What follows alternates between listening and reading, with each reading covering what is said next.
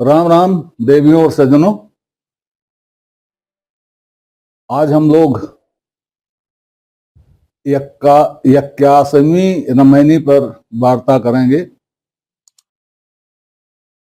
80वीं रामायणी पर वार्ता हो चुकी है। पहले रामायणी का एक पाठ करते हैं। पाठ बहुत आसान है, समझने में थोड़ी दिक्कत आ सकती है।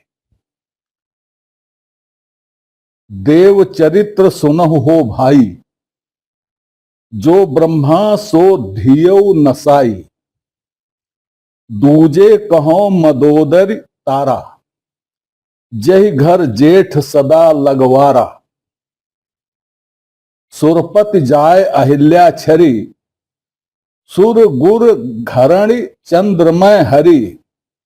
कहें कबीर हरि के गुण गाया, कुंती कर्ण कुंवारे ही जाया।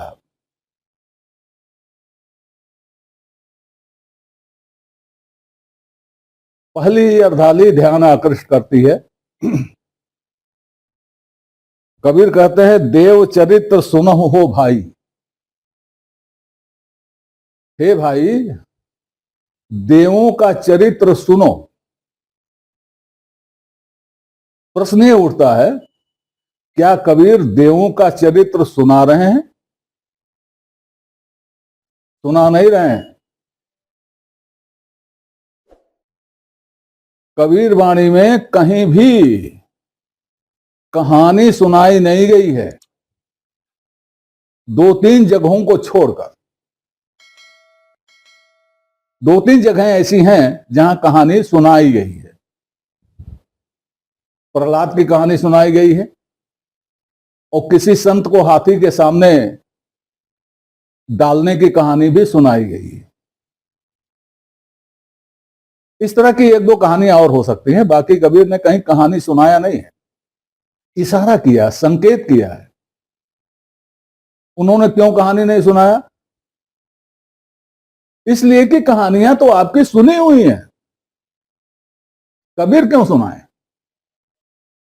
फिर से, वो कहानियां आपने सुनी हुई हैं, वो कहानियां आपके दिलो दिमाग में बैठ गई हैं।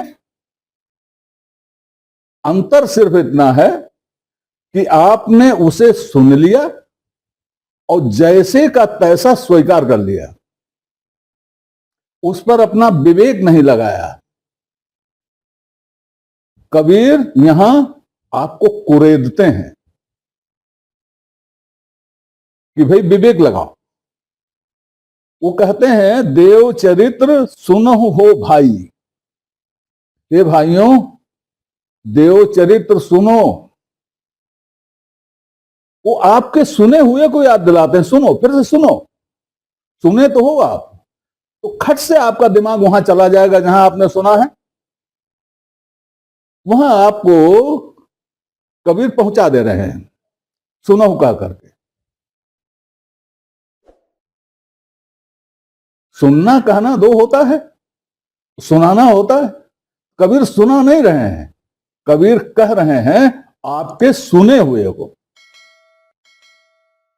कह रहे सुनो, फिर से सुनो। कहां सुनो? कबीर नहीं सुना रहे, आप खुद सुनो। दूसरी अर्धाली, जो ब्रह्मा सो धियो नसाई। जो ब्रह्मा सो धियो नसाई। धियो माने क्या होगा?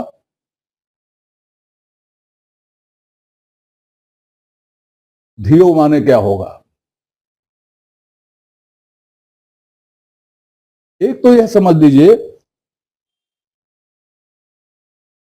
हमारे यहां पूर्वांचल में, कबीर के क्षेत्र में आज भी पुत्री को धिया कहा जाता है।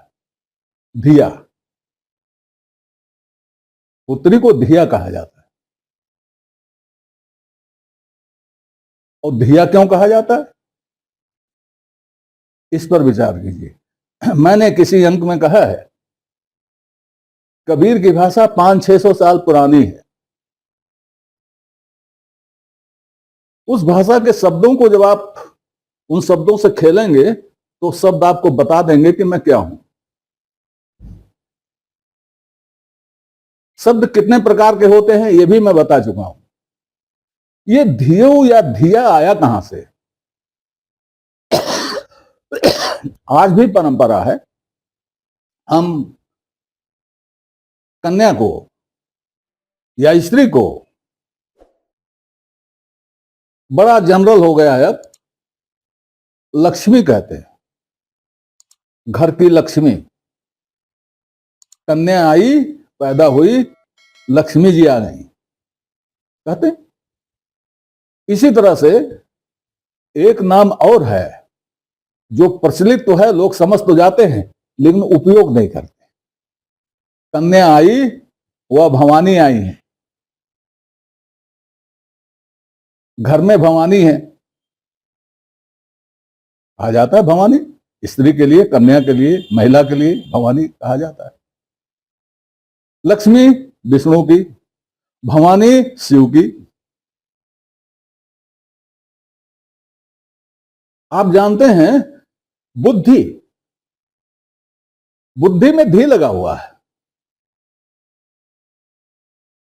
गायत्री मंत्र में धी है। ये धी क्या है? ये धी इसी बुद्धि का एक रूप है। बुद्धि और मत और विवेक सब मिला हुआ जो होता है वो धी है। तो धिया एक नाम ये भी दे दिया गया, धिया। बुद्ध की, कला की, इन सब की जो प्रतीक है वो धिया है। तो पुराना जो चल रहा है वो धिया चल रहा है। तो हमारे यहाँ अभी भी धिया कहते हैं, और धिया के आगे पिता का नाम लगा देते हैं तो ये हो जाता है कि फला की पुत्री।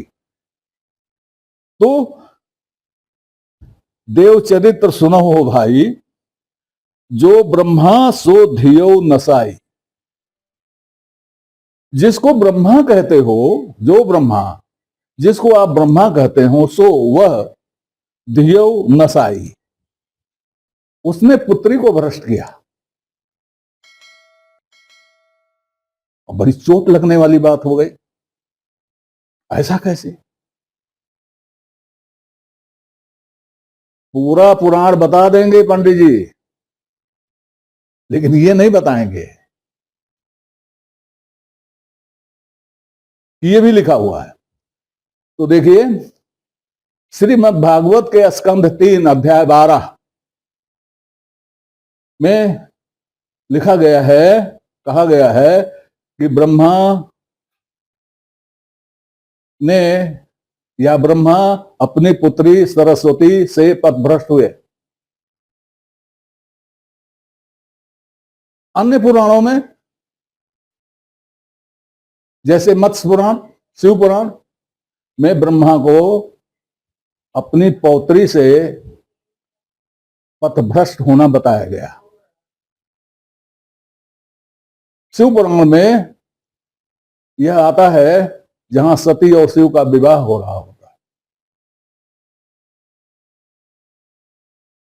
रूप देख मोहे नर नारी, सती का रूप देख करके नर नारी तो मोहित हुए होंगे, ब्रह्मा भी मोहित हो गए। ब्रह्मा कौन थे? सती के बाबा।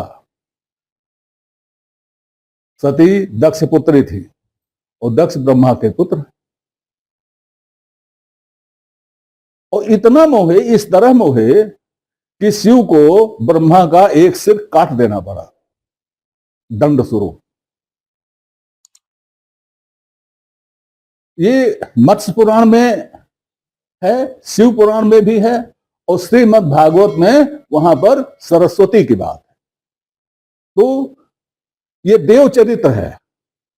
त्रिदेवों में एक देव ब्रह्मा है, उनका ये चरित्र है। कबीर सुनो कहते हैं, वो जानते हैं कि आप इसको सुन चुके हो या आप इसको पढ़ चुके हो। वो तो संकेत मात्र कर रहे हैं। इस पर विचार करो, इस पर विचार करो। दूजे कहो मदोदर तारा, जय घर जेठ सदा लगवारा। दूसरी मंदोदरी और तारा की कहानी देख लो, जहां जेठ लगवारा है। इसका अर्थ समझिए। तारा सुग्रीव की पत्नी थी। सुग्रीव को भगाने के बाद तारा बालिकी थी। सुग्रीव ने जब कब्जा किया सत्ता पर तो तारा सुग्रीव की हो गई, और जब बाल ने पुनः कब्जा किया तो तारा बाल की हो गई, और बाल को जब मारा राम ने तो उसके बाद फिर तारा सुग्रीव की हो गई। मंदोदरी रावण की थी, रावण के बाद विभीषण की हो गई। यही संकेत है। दूजे कहो मदोदर तारा, जय घर जेठ सदा लगवारा। अब ये खोल करके तुलसीदास ने कह दिया। अब उस पर हमारा ध्यान नहीं जाता कि तुलसीदास क्या कह रहे हैं, तो बात ही अलग है। उसको हम श्रद्धा में गंवा देते हैं तो बात ही अलग है। जय ही अग बध्यो बाली,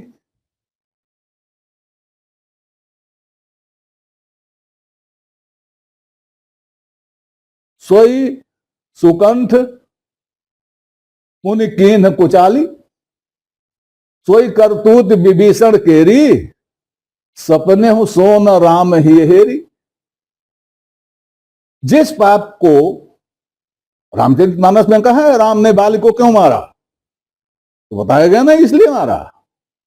तो जो पाप बाली ने किया था, जिसके नाते राम ने बाली का वध किया, वही पाप तो सुग्रीव और विभीषण ने भी किया। लेकिन तुलसीदास कहते हैं कि सोई करतूत विभीषण केरी, सपने हो सोन राम ही हेरी।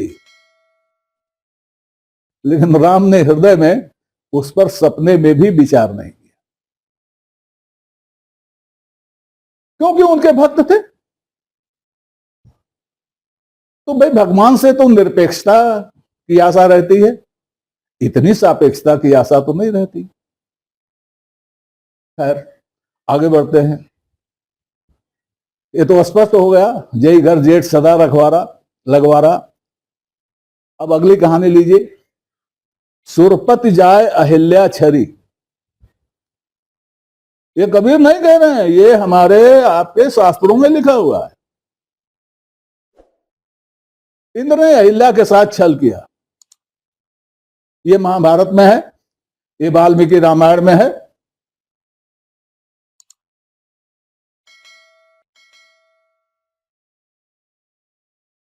ये इंद्र की बात हो रही है।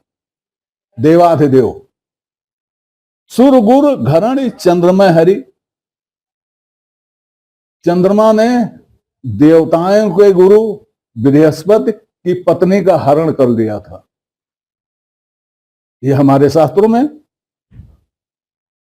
और उनसे उस हरण के दौरान गर्भ रह गया था, जो पैदा हुआ तो उसी का नाम बुध हुआ। बृहस्पति की पत्नी तारा को चंद्रमा तो वापस कर लिया, बृहस्पति ने वापस ले भी लिया, और जो पुत्र हुआ उसका नाम बुध था। यह भी हमारे शास्त्रों में है। जालंधर और वृंदा की कहानी हमारे शास्त्रों में है, रुद्र संहिता में है। रुद्र संहिता रुद्र युद्धखंड अध्याय 24 में यह दर्ज है। अब इसमें अहिल्या वाली बात जो है, इस सतपथ ब्राह्मण में भी है, ऐतरेय ब्राह्मण में भी है।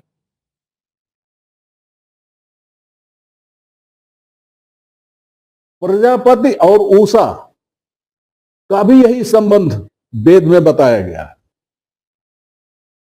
अब वेदों को अलग रखिए। वेद में इसी प्रकार का संबंध जो ब्रह्मा और धियो का है, उसी प्रकार का संबंध प्रजापति व ऊषा से बताया गया। वैदिक साहित्य में अहिल्या का भी है, इंद्रबाला। लेकिन वैदिक साहित्य में स्पष्टतया ये प्रतीक रूप में आया है, उस रूप में नहीं आया है जिस रूप में हमारे पुराण इनका वर्णन करते हैं। हमारे पुराणों का वर्णन एकदम से सतही है और ऐसा वर्णन है जिसको सुन के लाज आती है। वेदों का वर्णन उस तरह का नहीं है। इस बारे में चर्चा अगले अंक में होगी। तब तक के लिए नमस्कार। आपसे निवेदन है कि श्रृंखला को अपनी लाइक दें, इसको सब्सक्राइब करें और कमेंट बॉक्स में जाकर अपनी टिप्पणी प्रस्तुत करें, अपनी जिज्ञासा व्यक्त करें, अपने प्रश्न पूछें। यथा समय आपकी जिज्ञासाओं और प्रश्नों का समाधान करने का प्रयास किया जाएगा। धन्यवाद।